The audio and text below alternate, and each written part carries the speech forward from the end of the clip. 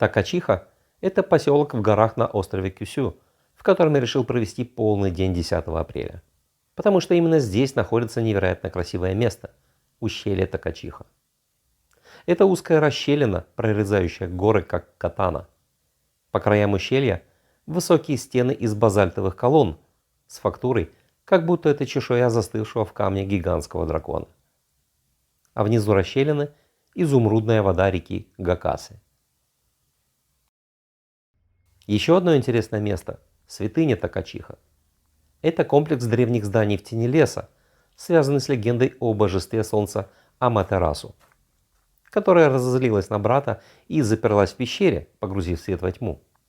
Но другое божество, Таджикарао, сумел своим веселым танцем рассмешить всех вокруг. Смех разбудил любопытство у Аматерасу, и она вышла из пещеры.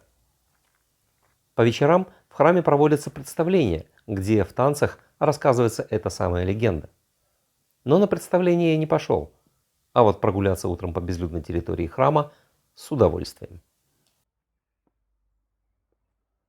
С погодой все оказалось непросто, но мне повезло. Когда я пошел вниз к ущелью, дождя не было. И мне даже удалось урвать аренду лодки почти без очереди. Выкупил бронь у одной туристки из Израиля. Ну и, конечно же, я исходил все тропы вдоль этого чуда природы.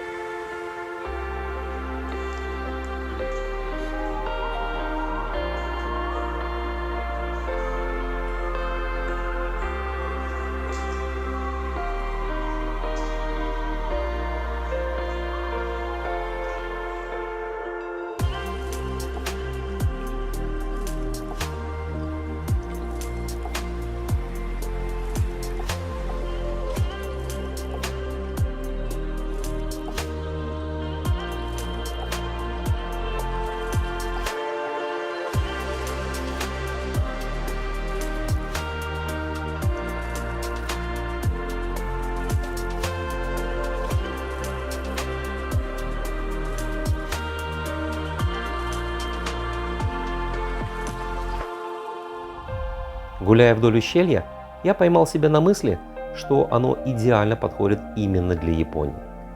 Как икебана, акценты ставятся на формах и минимализме, где важна каждая деталь, каждый элемент композиции.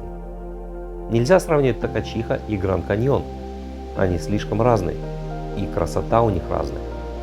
Но это ущелье, несомненно, одно из красивейших мест, что я видел.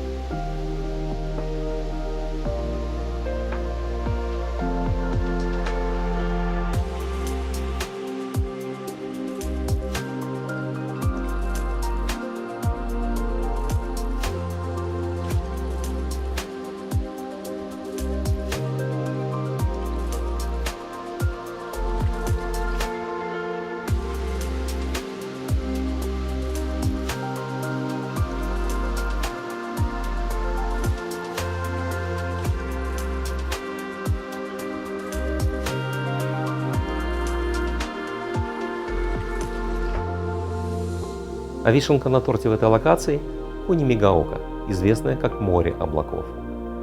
Осенью по утрам, при подходящей погоде, отсюда видны только горы вокруг и одеяло из облаков под ногами. Но и без них вид отсюда завораживающий.